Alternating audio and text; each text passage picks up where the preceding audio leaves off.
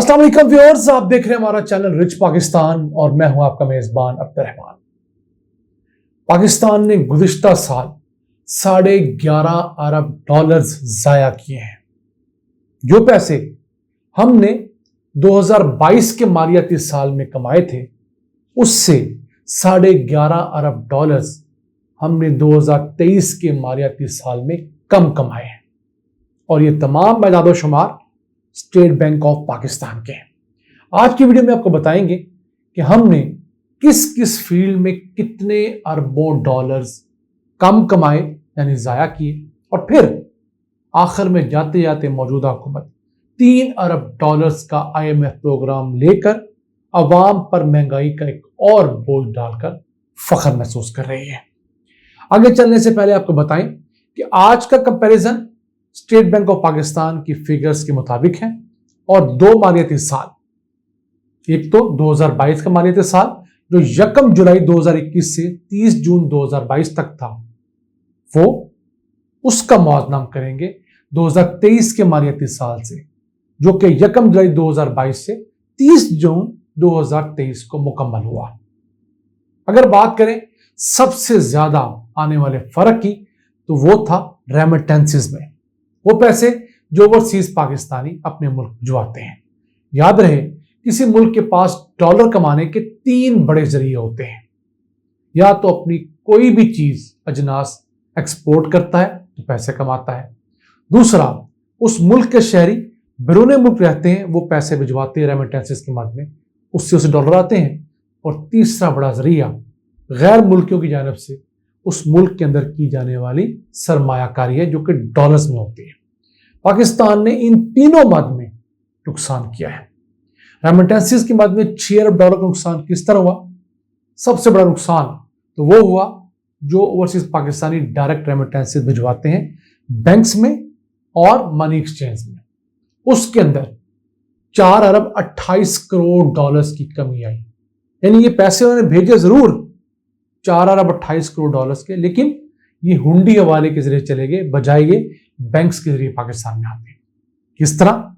2022 के मालियाती साल में $31.28 अरब आए थे, जबकि 2023 के मालियाती साल में PDM हुकूमत में ये कम होकर $27.16 अरब रहे। 14% की कमी हमें $4.28 अरब में पड़ी। फिर रेमिटेंसेस का एक और सोर्स है रोशन डिटेल अकाउंट, जिसके अंदर ओवरसीज पाकिस्तानी अपने ही मोबाइल फोन की ऐप के जरिए पाकिस्तान के बैंक में पैसे भिजवा सकते हैं। उस मद में 22 के मालियाती साल के अंदर $3 अरब आए थे, जबकि पिछले 23 के मालियाती साल के अंदर बमुश्किल $1.5 अरब आया है। तो $1.5 अरब का नुकसान इस मद में पाकिस्तान को हो चुका है। फिर ओवरसीज पाकिस्तानी हमारे बैंकों में अपनी सेविंग रखवाते थे डॉलर्स के अंदर, उस पर प्रॉफिट खाते थे, बिल्कुल इसी तरह जैसे हम लोग कर्ज लेते हैं। IMF से लिया हुआ कर्ज हमें सूद के साथ साथ बिजली गैस की कीमतें बढ़ाने पर मजबूर करता है, जबकि ओवरसीज पाकिस्तानियों ने सिर्फ मुनाफे और सूद की मद में पैसा रखवाया हुआ।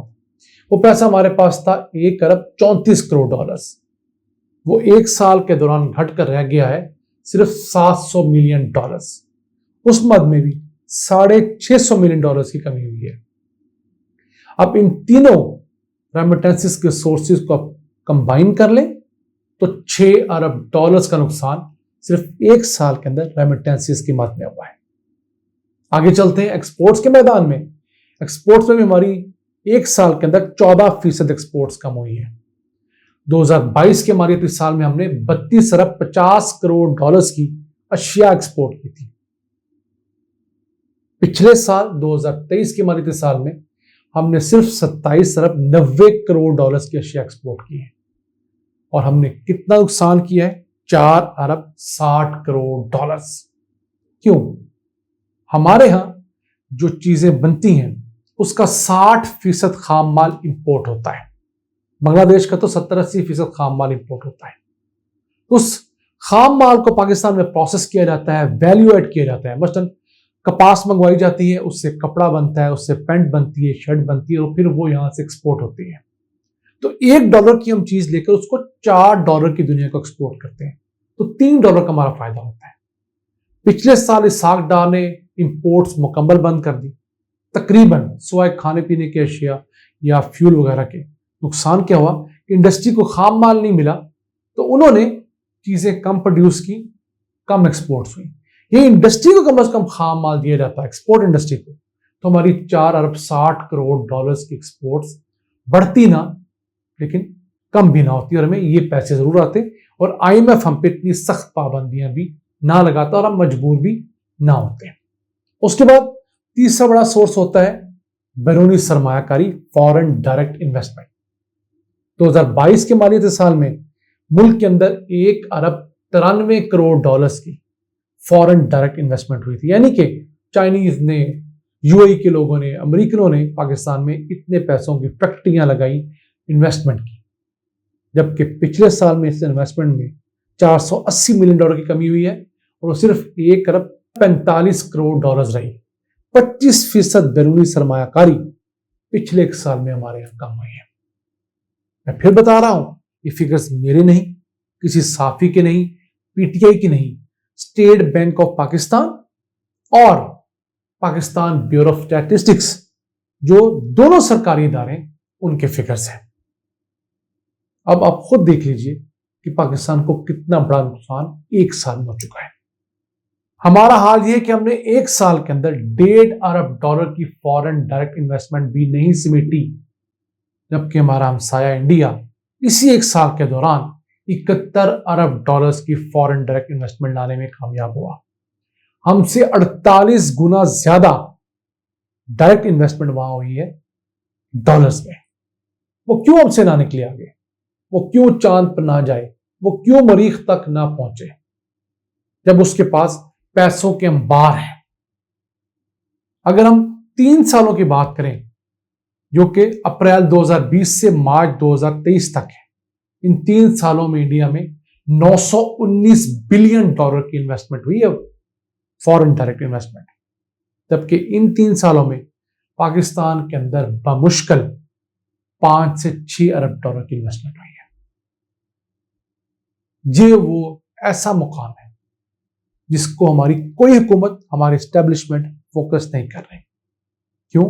ملک میں اگر استحکام ہوگا, امن و امان کے حالات بہتر ہوں گے تو غیر ملکی آ کر اس ملک میں انویسٹ کریں گے.